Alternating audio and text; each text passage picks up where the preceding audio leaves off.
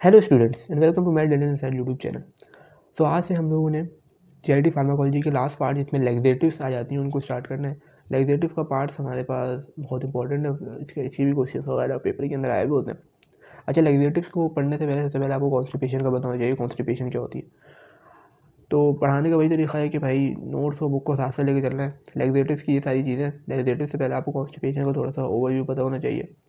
अगर हम डायरिया की बात कर रहे थे पिछले पार्ट के अंदर, तो डायरिया के अंदर ये हो रहा था कि आपकी जो गट की मोटिलिटी थी वो इंक्रीज़ हो रही थी, ठीक है।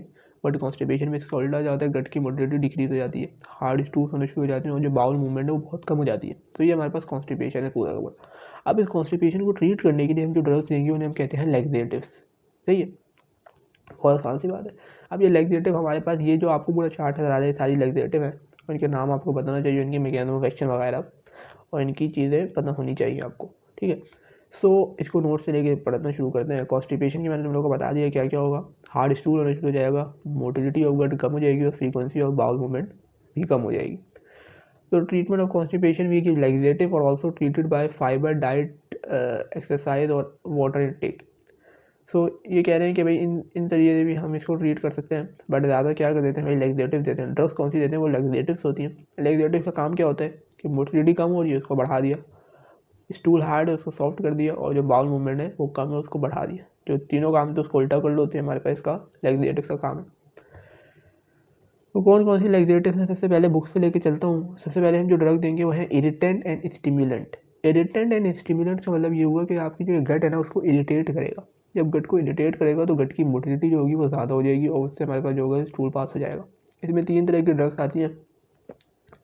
इसको मैंने BCS से याद किया था। 20 एक होता है BTS। ये BTS को हटा के हमने क्या कर दिया, टी की जगह सी लगा दी, यानी कि BCS। बी से बेसिक ऑयल, सी से कास्टर ऑयल और एस से सीना। तो ये 3 ड्रग्स हमारे पास इरिटेंट एंड स्टिमुलेंट के अंदर आ गई। बाकी इनकी जो डिटेल है वो हम लोग आगे थोड़ा सा डिस्कस करेंगे, पहले ड्रग के नाम याद करने। सेकंड में है बल्क लैक्सेटिव। बल्क लैक्सेटिव में 2 ड्रग्स आ जाती है। पहली है मिथाइल सेलुलोज और दूसरी है फाइसीलियम। अच्छा, मिथाइल सेलुलोज का दूसरा नाम स्फगोल भी था, जो मैंने पिछले बार के अंदर बताया था, जो एडजॉर्बेंट के तौर पर यूज़ हो रहा था, ठीक है, डायरिया के अंदर। अगर मैं ऊपर जाए, ऊपर ही लिखा होगा ये मिथाइल सेलुलोज, सही है। उसके बाद सलाइन एंड ऑस्मोटिक लैक्सेटिव के अंदर magnesium citrate, magnesium hydroxide, polyethylene glycol और लैक्टुलोज आ जाता है। स्टूल सॉफ्टनर के अंदर एक बहुत इंपॉर्टेंट ड्रग आती है जिसे हम कहते हैं डॉक्यूसेट। डॉक्यूसेट बहुत इंपॉर्टेंट ड्रग है। लुब्रिकेंट लैक्सेटिव के अंदर 2 आ जाती हैं, ग्लिसरीन सपोजिटर्स और मिनरल ऑयल, और लास्ट में क्लोराइड चैनल एक्टिवेटर जिसमें आता है लूबिप्रोस्टोन। तो अब ये सारी ड्रग्स हैं जिनका हमारे पास डिटेल लिखी हुई है, जिसको नोट से बस लाइन बाय लाइन स्टार्ट करते हैं। सारे ड्रग्स के नाम है, ठीक है। अब आज इरिटेंट एंड स्टिमुलेंट के ऊपर। इरिटेंट स्टिमुलेंट के अंदर मैंने बताया था 3 ड्रग्स हैं। किससे याद करना है भाई? BCS से याद करना था, बेसाकोडाइल, कास्टर ऑयल और सीना। तो सबसे पहले हम लोग सीना की बात करते हैं। सीना जो होती है सबसे वाइडली यूज जो ड्रग है वो हमारे पास सीना है। It is an active ingredient, is a group of sennoside, a natural compound of anthraquinone glucosides. ये इसका कंपाउंड है एंथ्राक्विनोन ग्लूकोसाइड, जिसका हमारे पास क्या है भाई, एक्टिव इंग्रेडिएंट है। ये बाउल मूवमेंट को कॉज करता है विद 8 to 10 आवर। ऑल्सो ये वाटर और इलेक्ट्रोलाइट की रिटेंशन भी करवाता है, जिसकी वजह से जो बाउल मूवमेंट होती है वो इंक्रीज हो जाती है। उसके अलावा ओपियोइड की वजह से जो कॉन्स्टिपेशन होती है उसको ट्रीट करने के लिए हमारे पास जो यूज़ होता है वो होता है सीना और डॉक्यूसेट, ठीक है। उसके अलावा सीना प्लस डॉक्यूसेट को हम यूज़ करते हैं और जो ओपियोइड की इंड्यूस कॉन्स्टिपेशन होती है। डॉक्यूसेट क्या होता है? स्टूल सॉफ्टनर था। सीना यह है इरिटेंट एंड लुब्रिकेंट है। बेसाकोडाइल की बात करें तो ये सपोजिटर्स और एंटेरिकोटिक टैबलेट के तौर पे अवेलेबल होता है। इसके अंदर ये क्या करता है, जो नर्व फाइबर होती है म्यूकोजा ऑफ कोलोन की, उसको डायरेक्ट जाके एक्टिवेट करता है, उसके ऊपर एक्ट करता है, तो जाके वो एक्टिवेट होती है और जो मोटिलिटी होती है गट की वो इंक्रीज हो जाती है। इसको हम किस में देते हैं? एक्यूट एंड क्रोनिक कॉन्स्टिपेशन में, क्रोनिक क्लीनिंग में ये हम बेसाकोडाइल देते हैं। अच्छा, अब ये जो ऊपर बात है सीना देना, इसका यूज़ आपको याद होना चाहिए अच्छे से कि ओपियोइड इंड्यूस जो कॉन्स्टिपेशन होगी उसमें हम देंगे सीना। लास्ट में आ जाता है कैस्टर ऑयल। कैस्टर ऑयल का मैकेनिज्म बहुत अच्छा है। ये क्या होता है, जाके टूट जाता है इनटू स्मॉल इंटेस्टाइन और ये बना लेता है रिकिनोलिक एसिड। रिकिनोलिक एसिड जब ये बना लेते हैं तो ये बहुत इरिटेट करता है हमारी इंटेस्टाइन को। जैसे जैसे इरिटेट करता है तो हमारे क्या होता है, पेरिस्टाल्सिस होती है, जो सारा का सारी चीज़ें वो निकल जाती है और ठीक है। बट ये प्रेगनेंसी में कॉन्ट्राइंडिकेट होता है क्योंकि ये यूट्राइन कॉन्ट्रैक्शन करवाता है। सो चीज़ हमारी गट को मोटिवेट, गट को क्या करते हैं, इरिटेट करते हैं। इरिटेट करते हैं तो क्या होता है भाई, पेरिस्टाल्सिस हो जाती है। तो इतना सा ये काम है। 3 आ जाती हैं BCS से याद करना है, बेसाकोडाइल, सीना, बेसाकोडाइल, कैस्टोरॉल और सीना, और उनकी मैकेनिज्म क्वेश्चन बस पढ़ लेना, इतना कुछ खास ही नहीं है। अच्छा, अब आ जाओ बल्क लैक्सेटिव। बल्क लैक्सेटिव में मैंने बात की थी, बल्क लैक्सेटिव में हमारे पास आ रही थी कौन सी, मिथाइल सेलुलोज और पैसिडियम। अच्छा, बल्क में होती हैं ये इनसॉल्यूबल होती हैं और नॉन एब्जॉर्बेबल होती है। होता ये है कि ये होते हैं हमारे पास हाइड्रोफिलिक कोलाइड। जब ये इंटेस्टाइन के अंदर जाते हैं तो ये ऐसा जेल फॉर्म जो है वो बन जाते हैं। जब ये जेल फॉर्म के अंदर बनते हैं तो ये वाटर रिडक्शन को बढ़ा देते हैं और इनिशिएट कर देते हैं इंटेस्टाइन की डिस्टेंशन को। तो ये इनका काम है। और ये इनसॉल्यूबल एंड नॉन एब्जॉर्बेबल होते हैं, और ये हमारे पास form by ingestible part of fruit and vegetable. Fruit and vegetable को जो इंजेस्टिबल पार्ट होते हैं उससे हमारे पास इनडाइजेस्टिबल पार्ट से ये हासिल किए जाते हैं। हमारी बात की स्पगोल की, ये दो इन्हीं चीज़ों से आ रहा होता है।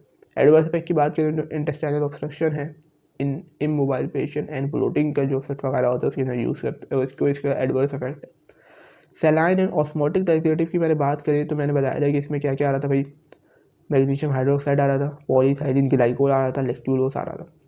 ये भी नॉन एब्जॉर्बेबल होते हैं और ये बेसिस ऑफ ऑस्मोसिस जो होता है ना, उसके बेसिस के ऊपर ये वर्क करते हैं। ये डिस्टेंशन कराते हैं और नोटिफिकेशन कराते हैं। सब भाई सब स्क्रू सॉफ्टवेयर सारे के सारे हमारे पास कॉन्स्टिपेशन को रीड कर रहे हैं, नोटिफिकेशन तो आखिर में होगी, सही है। और ये सबके यूजेस में कॉन्स्टिपेशन ही आएगा, बट जो पहला था ना सीना, वो याद कर लेना कि वो ओपियाइड की वजह से जो कॉन्स्टिपेशन हो रही है उसको ट्रीट करता है। थोड़ा सा इनके बारे में डिस्कस कर लेते हैं। मैग्नीशियम हाइड्रोक्साइड है, उसको ज़्यादा यूज़ करने से हमारे पास हाइपर मैग्नीसीमिया हो सकता है, क्योंकि मैग्नीशियम आ रहा है। ये स्टू सॉफ्टवेयर के तौर पे भी यूज़ होता है। पॉलीथाइलिन ग्लाइकोल को जो होता है वो as colonic lavage solution radiological endoscopic. अच्छा, किसी भी एंडोस्कोपिक प्रोसीजर से पहले या किसी भी प्रोसीजर से पहले अगर आपको कोलोन को क्लीन करना होता है, हम किसके ज़रिए क्लीन करते हैं, पॉलीथाइलिन ग्लाइकोल के ज़रिए।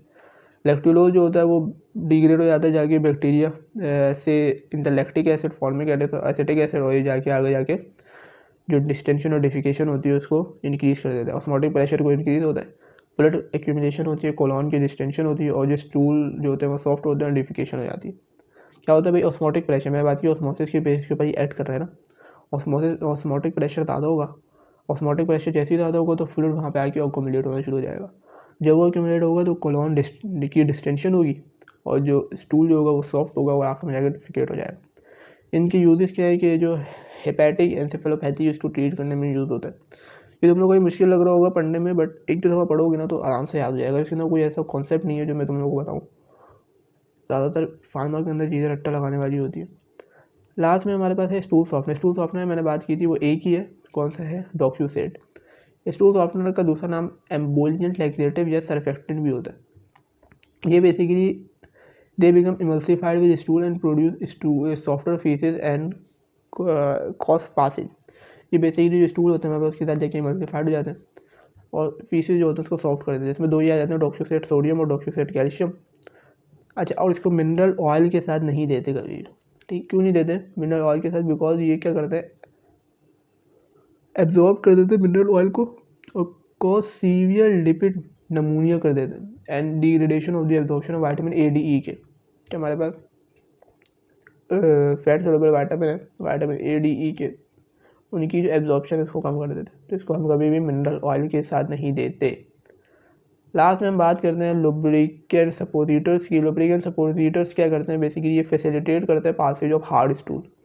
इसके अंदर हमारे पास क्या आ रहा था, लुब्रिकेंट सपोजिटर्स के अंदर ग्लिसरीन और मिनरल ऑयल आ रहा था, ठीक है। Mineral oil should be taken orally और upright position to avoid aspiration for potential of lipid और लिपिड नमूनिया।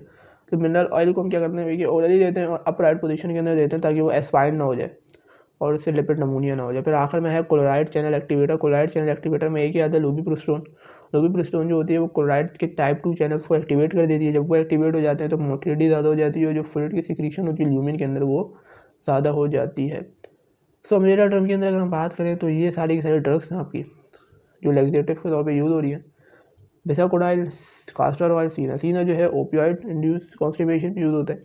बल्क लैक्सेटिव बल्क के अंदर देते हैं जो नॉन ऑब्जर्वेबल होते हैं और ये बेसिकली फ्रूट्स और वेजिटेबल का जो इनडाइजेस्टिबल पार्ट था वहाँ से हासिल किए जाते हैं। ये सैलाइन ऑस्मोटिक लैक्सेटिव है जिसमें जो पॉलीथाइलिन ग्लाइकोल है उसको हम बिफोर किसी भी एंडोस्कोपिक या रेडियोलॉजिकल सर्जरी से पहले इसको क्लीन करने के लिए देते हैं।